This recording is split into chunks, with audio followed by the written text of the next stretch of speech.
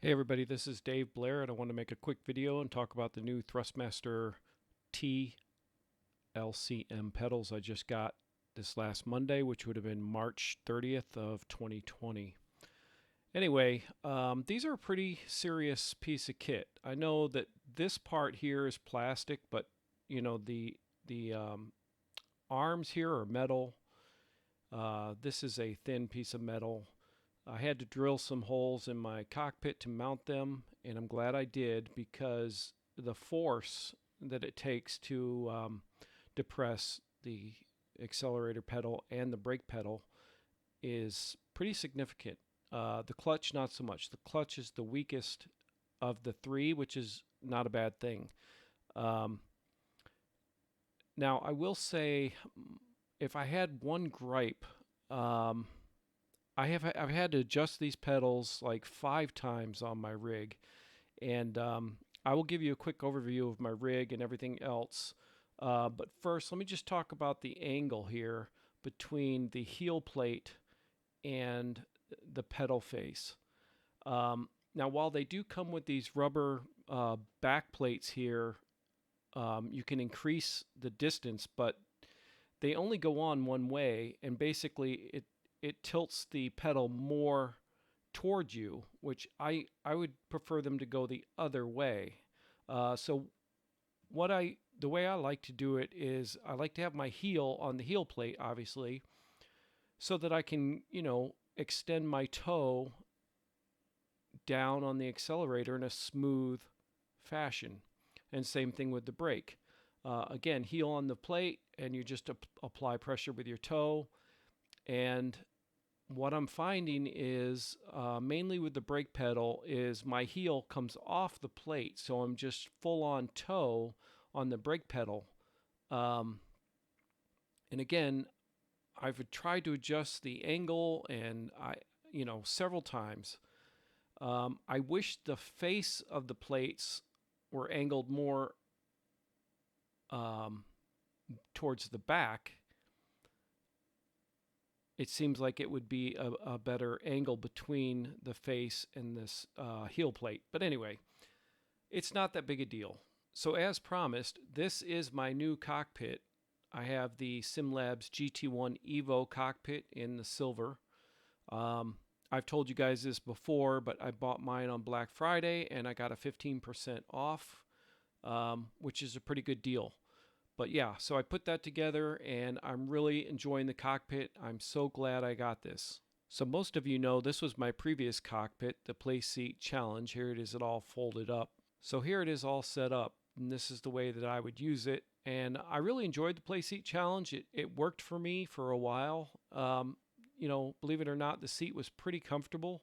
I did upgrade from these pedals that it came with. I went with the Thrustmaster T3 PA Pro pedals with the Ricmotech load cell installed on those.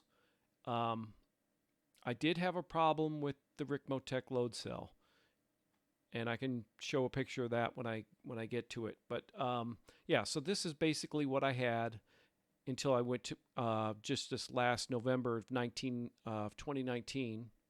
So I also want to talk about the fact that you can change these springs out on the Thrustmaster T-LCM pedals. And what I didn't understand was, well, I set it up according to the way Sean Cole set his up on the SimPit when he did his review, and I went straight with the red, but it felt, again, really hard to press the brake pedal down with without removing my heel from the heel plate. So basically, I was like all toe on the brake pedal. And so I went with a softer spring, but that does not take care of the problem. What the softer spring does is allow this to compress. It doesn't, if anything, it reduces the pressure on the load cell, so you have to push even more with a softer spring. It just doesn't register as fast. So I went back to the all red springs, and I even put in the washers because I want, as soon as I hit the brake, I want it to be putting pressure on the load cell. And that's the way I like it. So while that is all fine and good, again, the only issue I'm having is able to keep my heel on the heel plate. You know, again, if you hold your foot up in the air, it's hard to just, you know, put pressure on the pedal with just your toes. But if you have your heel in contact with the heel plate, you can apply steady, even pressure is what you want to do. So I may have to, I may have to adjust where I have my pedals. So here's a good up close picture of the Thrustmaster wheel that I have. And again, I'm not using those pedals anymore. But when I did have the problem with the Ricmotech, which I'll show another picture of that later, the problem that I had with the Ricmotech was partly my fault, I believe, because I did not use silicon lubricant. I used WD-40 type lubricant on the squeaky pedal, and I believe that's what caused my pedals to then short out, which caused my steering wheel to lose communication. And it was actually during a race. I just could no longer control my car, and I didn't know what the problem was. But once I removed the Ricmotech pedals and put these potentiometer pedals back on, I was back racing again with this wheel, no problem. But I will say that if you're coming from these pedals, which are the potentiometer, these are really easy to push. It doesn't take much effort at all. And the other main difference between these pedals and the load cell pedals that Thrustmaster has is the amount that they read. So basically in iRacing, when I press a pedal, it would go from like 0 to 10,000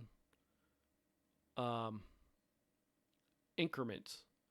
And then when I switched to the load cell Thrustmaster T-LCM, it would go from 0 to like 65,000.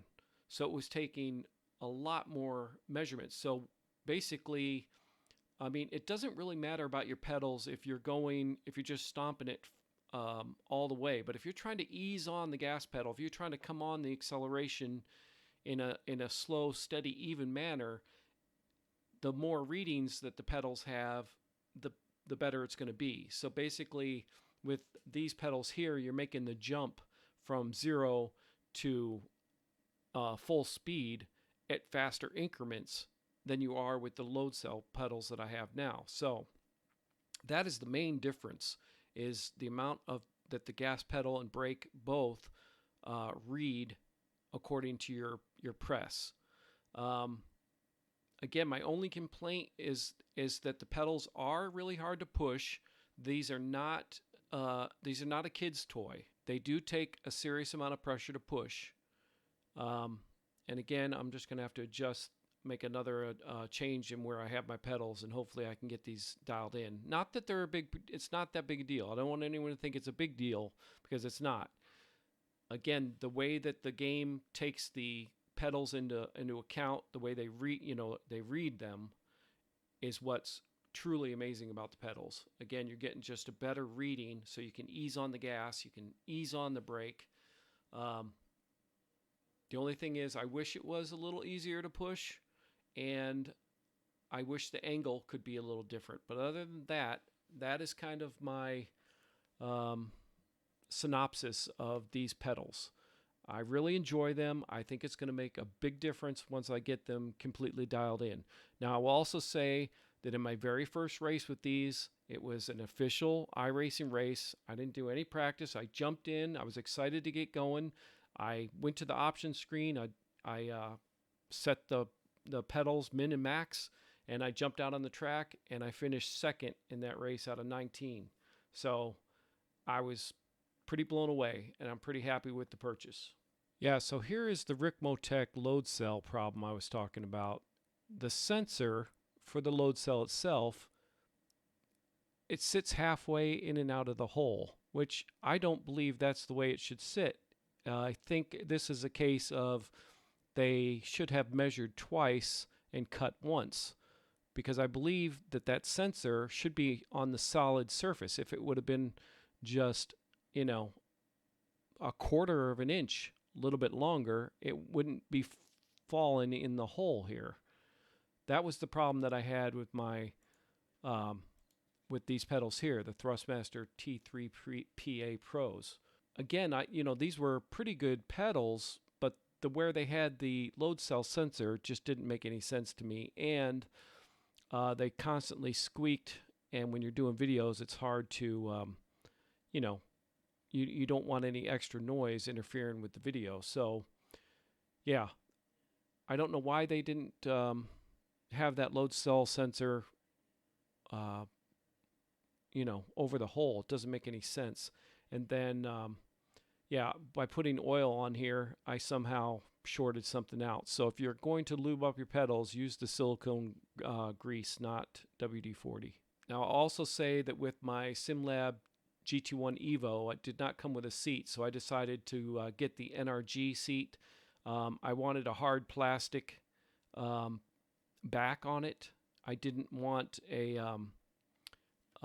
reclining seat of any kind. I wanted a race seat, and I really like this seat also. It's like $200. I wish that the brackets were a little higher because it is hard. I like the seat tilted back a little bit, so I wish the brackets were a little higher, but not that big a deal. And it could have been a little wider.